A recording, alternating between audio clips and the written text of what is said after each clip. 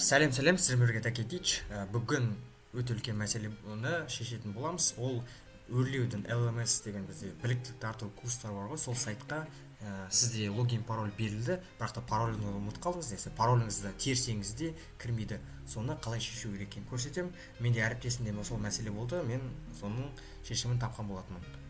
Астында төменге түсіп, или вводите через свою учетную запись деген бар, немесе забыл пароль деген бар. Енді кеше айттым әріптесімде жағдайда, онда забыл пароль дегенді бассақ та бізге почтаға хат келмеді.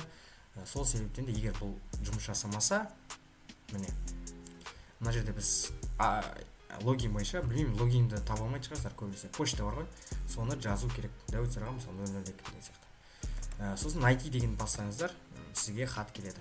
Енді егер бізде ол көмектеспесе, астында или вводите через свою учетную запись деген бар. Сосын мынау түсініксіз қойып қойған. Осының үстінен бассақ, бізде логотипін, міне иін деген тұрады. Иініңізді жазайық. Мен пароль айтады. Сосын войти деген бас көріңіз. Егер сізде почтамен кірмей тұрса, войти через ECP деген бар, соны бассаңыздар болады. Сосын мына жерде сіздерге войти с ECP дейсіздер, содан кейін мына жақтан NC layer-ды қосу керек. NC layer-ды қосқаннан кейін войти с ECP дейміз. Осыны видео аяқталды. Егер көмектессе астына жазып беріңіздер, егер көмектеспесе жағдайларыңыз комментария жазыңыздар, қарап көреміз. Сау болыңыздар, каналға тіркелуді ұмытпаңыздар.